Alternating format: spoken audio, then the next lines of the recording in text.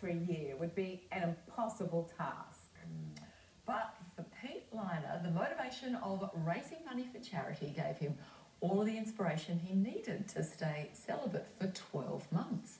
And as well as learning that sex is not the most important thing in a relationship, Pete also learnt some lessons about himself, and he joins us now. Good morning, Pete. How are you? Good. Now, why on earth did you decide to give up sex for 12 months? Well, it all sort of came about as a bit of a joke between myself and my housemate. We were both single, running amok, living together, and I was sort of over it. You were had over a joke sex? with him. You were over Yeah, sex? just over sex, partying, going out every weekend, drinking, the usual malarkey. And then, yeah, he said, like, what we're doing this weekend, who's on the cards? And I'm like, I'm over it, I'm going to go off it for a year. And he just burst out laughing and bet me $2,000 that I couldn't. So a flash of inspiration came into my head that I could donate that $2,000 to Free to Shine, which is a charity that I work with that believe children should be in schools rather than brothels. And I could get stuff done for a year instead of chasing girls. So what did you do when you changed your lifestyle the way you did? Productivity levels went through the roof. Testosterone levels went through the roof at the gym also. Yeah, revamped my life coaching business, my peterliner.com. I opened up another company for online DJ video tutorials. You mean having sex deterred you from doing all these things before? Well, it wasn't just the sex thing, it was more like the whole dating, everything. Like, you mean wine, texting. women and song? Yeah. Right, gotcha. Pete, can I just ask, this is a bit of an awkward question, but was it just sex with other people that you banned? What do you mean, like? Was there any... Did you self-service? Self-service.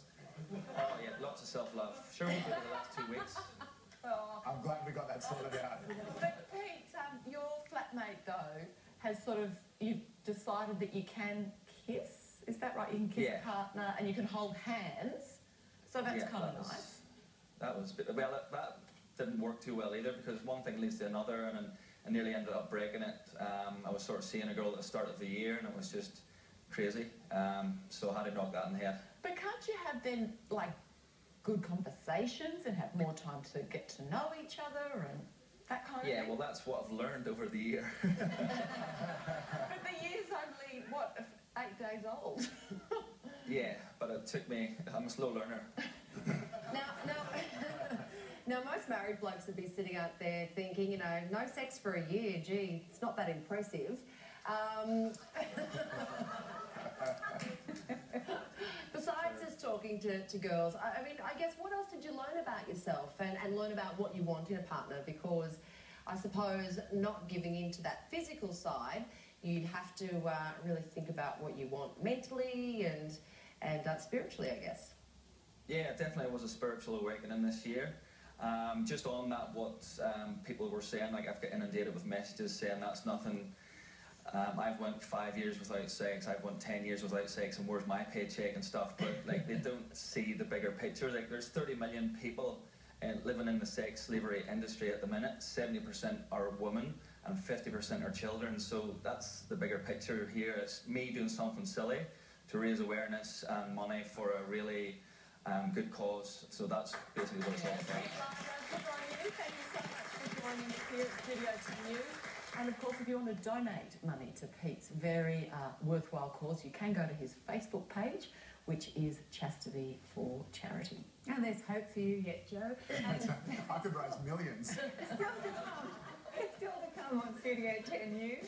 Why radical diets